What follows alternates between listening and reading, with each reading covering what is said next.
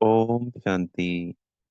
आज 22 जनवरी 2025 के महावाक्यों के मनन चिंतन में प्यारे मीठे बाप दादा ने कहा, मीठे बच्चे, यह अनादि बना बनाया ड्रामा, यह बहुत अच्छा बना हुआ है। इसके हम पास्ट को, प्रेजेंट के और फ्यूचर को जान गए। जब हम ड्रामा का चित्र देखते हैं तो जहाँ घड़ी की सुइयां ऊपर मिल रही है तो हम उस स्थान पे खड़े हुए हैं। और उस सेंटर में सबसे टॉप पे खड़े होकर हम पीछे भी देख रहे हैं और आगे भी देख रहे हैं। ये कमाल हमारे बाबा की है, क्योंकि बाबा आके ही हमें सारी नॉलेज देते हैं। हम आने वाले 84 जन्मों को भी जानते हैं और जो बीत गए उन 84 जन्मों को भी जानते हैं, क्योंकि अब लेने वही सेम 84 जन्म है। अनादि, ना तो इसका कहीं अंत है ना कहीं शुरुआत है, और बना बनाया ड्रामा। कई जगह कभी मूझ नहीं आती है, कभी परिस्थितियां देखकर कि ये कैसा है, ये तो अच्छा नहीं है। बहुत सारे बिके, क्योंकि हम रावण माया की जेल से छूट के आए हैं। बाबा ने हम सबको छुड़ाया है। तो कभी कभी कोई फीलिंग आती है, पर ये सब इस वक्त जो वायुमंडल है, जो वातावरण है, 63 जन्मों का हिसाब किताब है, ये सब उनके कारण है। ड्रामा में देखो, बाबा जब अव्यक्त मूल्यों में हमें बताते हैं कि हम अपने पांचों स्वरूपों को देखेंगे तो सर्वश्रेष्ठ है हम, जितने भी संसार की आत्माएं हैं, आज भगवान पालना कर रहे हैं। जो बच्चे भगवान की श्रीमत पे चल रहे हैं उनको तो यही महसूसता होती है सदा कि ये वंडरफुल ड्रामा है, ये बेस्ट है, ये नंबर वन है।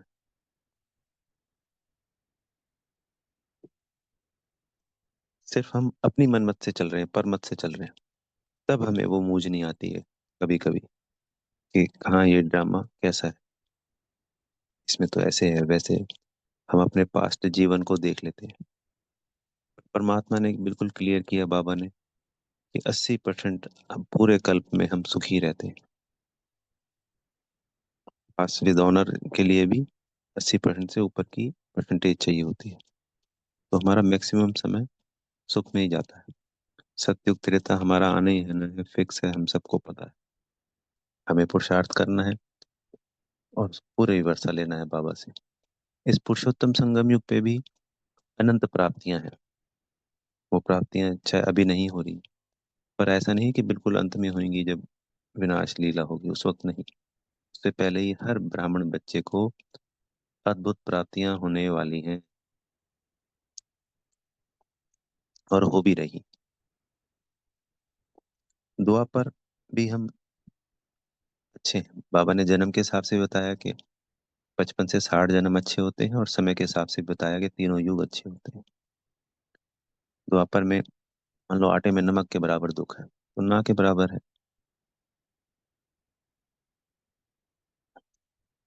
तो कलयुग के भी अगर प्रैक्टिकली देखा जाता है तो लास्ट के ये 200-300 सालों में ही दुखों की वो बढ़ती है, संख्या कह लो या क्वांटिटी कह लो, वो भी बहुत ज्यादा नहीं। बाबा अपने हर बच्चे की पूरे कल्प ख्याल रखता है, ध्यान रखता है, क्योंकि द्वापर से बाबा का शुरू हो जाता है। ये बात इसलिए कही गई है कि कई बच्चों को ड्रामा को लेकर मूंझ नहीं आती है, तब ये बातें क्लियर की गई।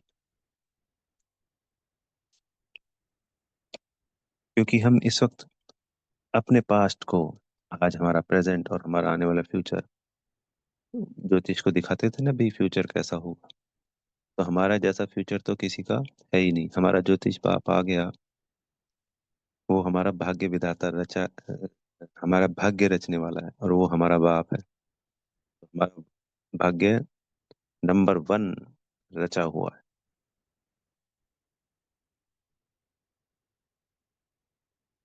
फिर आज के प्रश्न उत्तर में था कि किस कशिश के आधार पर सभी आत्माएं हमारी तरफ खींची चली आएंगी। तो कशिश होती है सिर्फ और सिर्फ पवित्रता के आधार पर। इसी पवित्रता के आधार पर आज भी ये जड़ रूपी देवी देवताओं के जो यादगार मूर्तियां हैं, चित्र हैं, ये कशिश करते हैं सबको। पवित्रता से ही प्रेम, सुख, शांति, ज्ञान, आनंद इन सब की अनुभूति होती है, क्योंकि ब्रह्मचर्य में रह के ही पढ़ाई की जाती है। आज की मुरली में भी बाबा ने कहा है, ताकि दूसरे की याद ना आए, और उस वक्त हमारा लगाव झुकाव भी नहीं होता है। और ब्रह्मचर्य में जब बच्चे होते हैं तो अच्छी तरह पढ़ाई होती है। अपवित्रता के बाद उतनी अच्छी पढ़ाई नहीं हो पाती, एकाग्रता टूट जाती है। तो ये जो पवित्रता है, ये सबकी जननी है, माँ है, गुणों की, शक्तियों की। क्योंकि गुण शक्तियां तभी ठहरेंगे जब पवित्रता है। हम साधु सन्यासियों के पास भी जब जाते थे तो एक कशिश होती है। कोई बहुत अच्छे वस्त्र नहीं पहने होते उन्होंने, कोई बहुत सुंदर नहीं होते। ऐसे तो संसार में हमें क्या पसंद आती है? सुंदरता। पर साधु सन्यासी कैसे होते हैं? पर फिर भी कशिश है इस चीज की। उन्होंने जो ब्रह्मचर्य का पालन किया, उस पवित्रता के आधार पे वो कशिश होते हैं। तो हमारी पवित्रता तो उनकी पवित्रता से पदम गुना ऊंची और श्रेष्ठ है, जो पूरे संसार को आकर्षित करने वाली है, कशिश करने वाली है।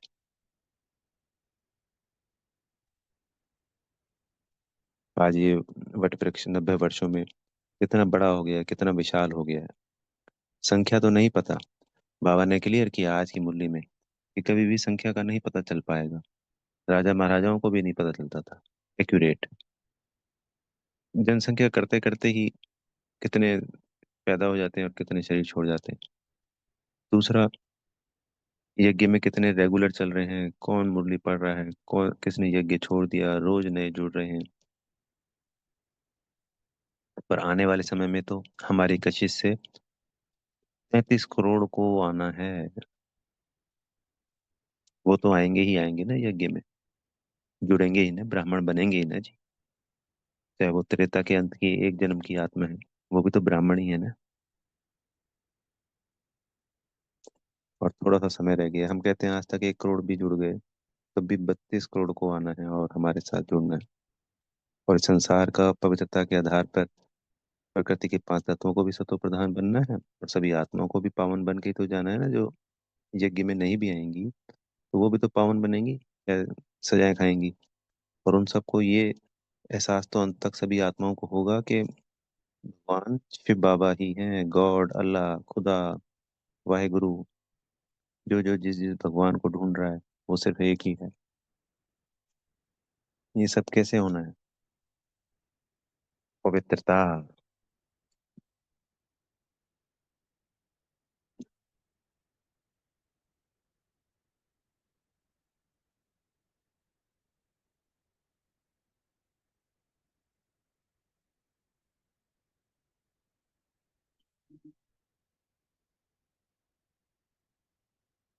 तो बहुत तेजी से वृद्धि होने वाली है, बहुत अच्छा परिवर्तन होने वाला है।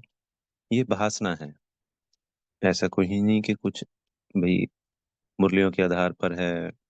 और एक एक अनुभव कह लो, बहासना कह लीजिए, कि बहुत कुछ अच्छे से अच्छा होने वाला है ब्राह्मण परिवार के लिए। फिर बाबा ने आज मुरली में बताया कि हमारे को बुद्धि में रहता है हमेशा, आज, इस वक्त, हमारा पास्ट, हमारा प्रेजेंट, हमारा फ्यूचर। हम परम धाम की रहवासी आत्माएं हैं, हम सब आत्मा हैं। हर आत्मा का ये पाठ है।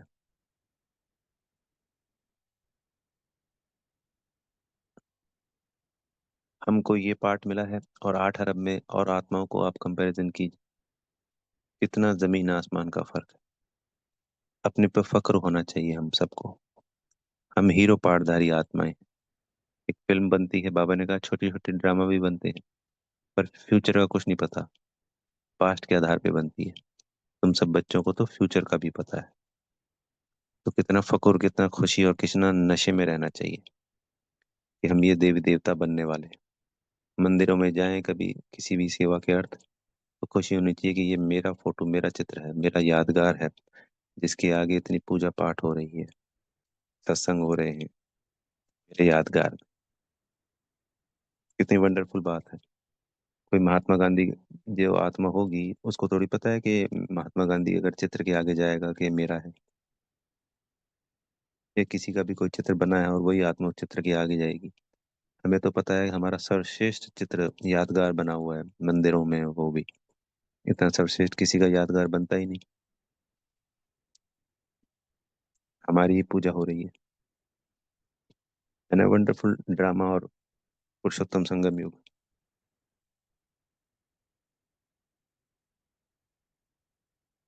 तो ये ड्रामा हम ब्राह्मणों के लिए सदा ही कल्याणकारी था, है और सदा ही कल्याणकारी रहेगा।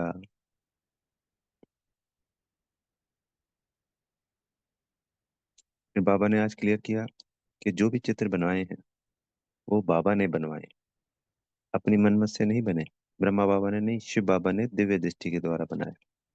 और फिर कईयों को बुद्धि की टचिंग हुई, उन्होंने भी उसमें ऐड ऑन करते गए।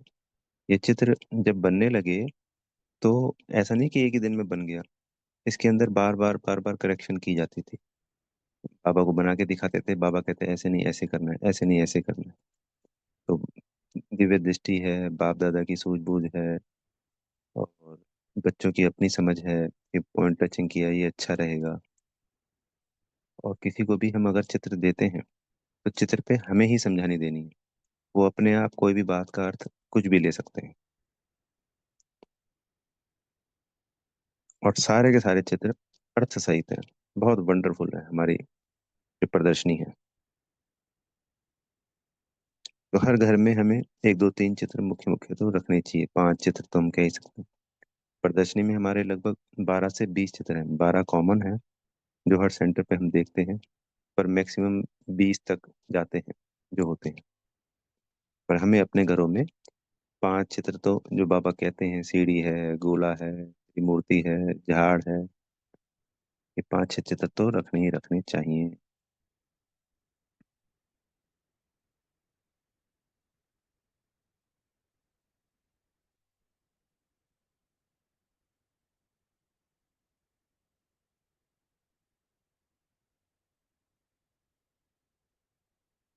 फिर बाबा ने आज क्लियर किया कि गीता का भगवान शिव है।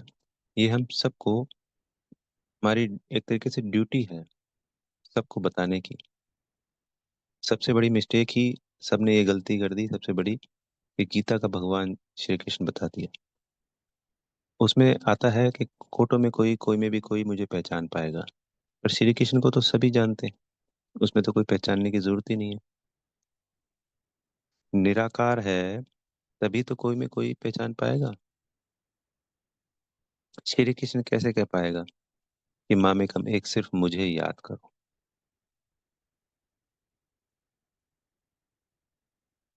फिर उनको ये क्लियर नहीं है कि वो तो सतयुग में आया था। ये बात तो हमें पता है, तो हमें ये भी बतानी है कि द्वापर में तो श्री कृष्ण आया ही नहीं, और श्री कृष्ण के तन में भगवान आएंगे ही नहीं।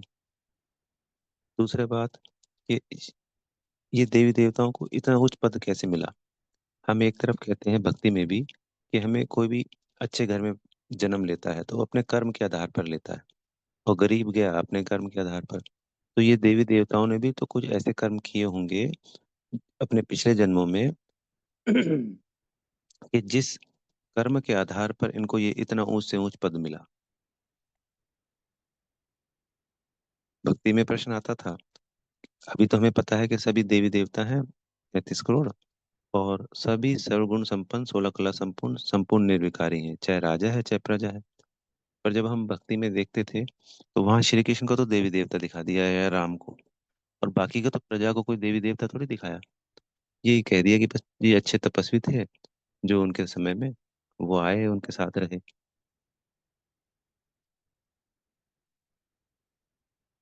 तो जब वो साधारण प्रजा बनी उनके राज्य में, तो उनके कर्म के आधार पे बनी, अपने अपने कर्मों के आधार पे।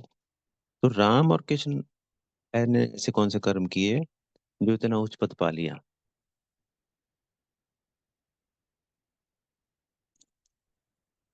क्योंकि ऐसी कोई चीज प्रकट होके अपने आप ही इतनी सर्वोच्च स्थिति में चली गई और बाकी के नीचे चले गए, तो इसका कोई तो आधार होगा। फिर तो कर्म की फिलॉसफी गलत हो जाती। फिर क्योंकि कोई ऊंच है, कोई निचले लेवल पे है, तो कर्म के आधार पे ही तो है। अपने फर्स्ट जन्म में तो हर आत्मा ऊंची से ऊंची होती है। सुखी होती है।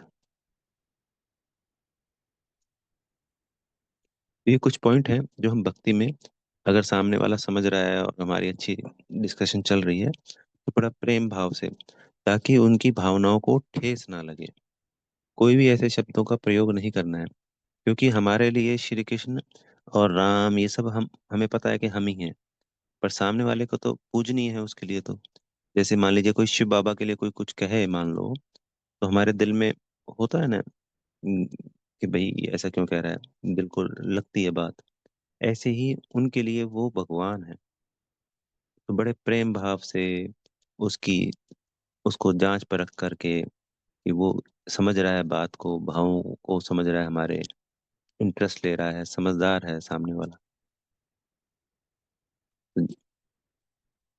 तब हमें इन पॉइंटों को लेके समझाना है। फिर बाबा ने बताया कि जो देही अभिमानी होंगे उनको कोई हाथ नहीं लगा सकता। अगर देह भान होगा तो जरूर कोई भी, अगर जैसे हो जाता है कई बार बीके के साथ भी, ऐसा नहीं कि बीके की वजह से, किसी भी कोई भी घटना हो रही है तो हाथापाई होगी, किसी ने हाथ उठा दिया, तो जो आत्मा बाबा की श्रीमत पे चल रहा होगा और देही अभिमानी बनने का अभ्यास भी करता होगा, ऐसा नहीं कि हम कोई सभी अभी देही अभिमानी बन गए, पर पूरे दिन हम बाबा की श्रीमत को फॉलो कर रहे हैं, अभ्यास कर रहे हैं, तो कोई भी हमारे पर हाथ नहीं उठा सकता। अगर हम देही अभिमानी होके, सामने वाला क्रोध कर रहा है और उसकी नेचर है बहुत अपशब्द कहने की, गाली गलौज करने की, तो वो भी नहीं कर पाएगा, अगर हमारी स्थिति देही अभिमानी होने की रहती है तो। ये एक अद्भुत शक्ति है, देही अभिमानी होना। इस शक्ति को हम तभी जान सकते हैं जब हम इसका अभ्यास करें। इसके अनुभवों को तभी पा सकते हैं जब हम अभ्यास करें।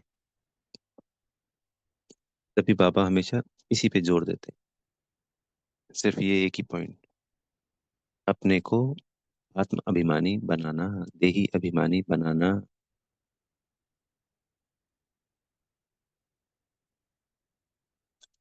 फिर बाबा की हर बात हमें अच्छी लगने लगेगी कि ये वंडरफुल ड्रामा है, ये तो बना बनाया ड्रामा बहुत प्यारा है, इससे सुंदर ड्रामा नहीं हो सकता, मैं हीरो पार्टधारी हूँ, मैं सर्वोच्च अ, इन सभी संसार की आत्माओं में श्रेष्ठ आत्मा हूँ।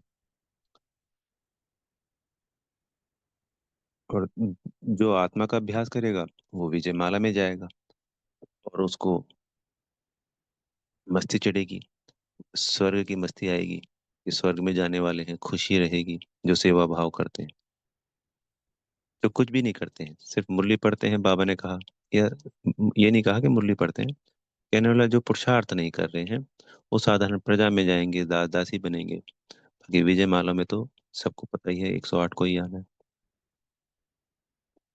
तो हमें अपनी तरफ से अच्छे से अच्छा पुरुषार्थ कर कर उस विजय माला का दाना बनना है।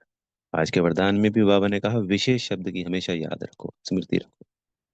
तो मन बुद्धि संस्कार में हमेशा जो भी हम कर्म कर रहे हैं, बोल कर रहे हैं, जो हमारे संकल्प होते हैं, उसमें विशेष शब्द को ऐड करना है। अभी था ना कि जैसे हम विशेष आत्माएं हैं इस संसार में, बाकी की आत्माएं तो कॉमन आत्माएं हैं। हम भगवान के बच्चे हैं, हमें भगवान पढ़ा रहे हैं, हमारे सदगुरु जी भी भगवान है, तो हमसे विशेष कौन? तो मैं विशेष आत्मा हूँ। तो सिर्फ मैं विशेष आत्मा नहीं हूँ, मेरा हर कर्म विशेष है, हर बोल विशेष है, हर संकल्प विशेष। तो विशेष शब्द ऐड करने से स्वयं का परिवर्तन होता है, और फिर हम स्वयं का परिवर्तन करके विश्व परिवर्तन, या जो हमारे को सेवा मिली है, उस लक्ष्य को सहज प्राप्त कर। फिर स्लोगन में कहा कि विघ्नों से घबराना नहीं होता है, पेपर समझ के उन्हें पार करना। जितना मस्ती और खुशी से हम बाबा की याद में रहेंगे, तो विघ्न आएंगे भी तो वो सहजता से ही पार हो जाएंगे। आज की मनसा सेवा में है कि मनसा की क्वालिटी को बढ़ाओ, है ना, कि शक्तिशाली बनाओ। जितनी मनसा शक्तिशाली होगी उतना ही हम शक्तिशाली सकाश देंगे, दूसरों को शक्तियाँ रिसीव होंगी, हमारा ऑरा शक्तिशाली होगा ऑटोमेटिकली, और हमारे साथ जो आत्माएं जुड़ने वाली होंगी वो भी शक्तिशाली और पॉजिटिव ही होंगी। भक्ति में भी, यानी उस संसार में भी कहा जाता है कि जो आत्मा हमेशा पॉजिटिव सोचती है, पॉजिटिव रहती है, उसके साथ पॉजिटिव ही होता है, पॉजिटिव लोग ही जुड़ते हैं। ऐसे ही हमें अपनी मनसा की क्वालिटी को शक्तिशाली और क्वालिटी वाला बनाना, ऊंचा बनाना। वो कैसे बनेगा? आत्मा समझ परमात्मा को याद करेंगे, परम धाम में जाएंगे बार बार, बाबा से शक्तियां लेंगे, और हमारे मन के संकल्प हमेशा सभी आत्माओं के प्रति, कोई आत्मा हमारे प्रति कैसी भी है, शुभ भावना और शुभ कामना वाले ही होंगे। तो ऑटोमेटिकली मनसा क्वालिटी वाली बनती जाएगी। फिर हमें मेहनत नहीं करनी पड़ेगी। फिर हम सदा स्वयं भी सर प्राप्तियों से संपन्न होंगे, और दूसरों को भी हम संपन्न बना सकें। अच्छा। ओम शांति। बेहद का धन्यवाद मेरे प्यारे मीठे माता पिता बाप दादा जी का, आप सभी आत्मा भाइयों का, और दिल से बेहद की शुभकामनाएं। सदा विशेष शब्द की स्मृति में रहे, हम सभी विशेष आत्मा बन गए हैं। मीठे मीठे बाबा के हम विशेष बच्चे बन गए, और हमारी मनसा भी विशेष क्वालिटी वाली बन गई। बेहद की शुभकामनाएं। धन्यवाद। ओम शांति।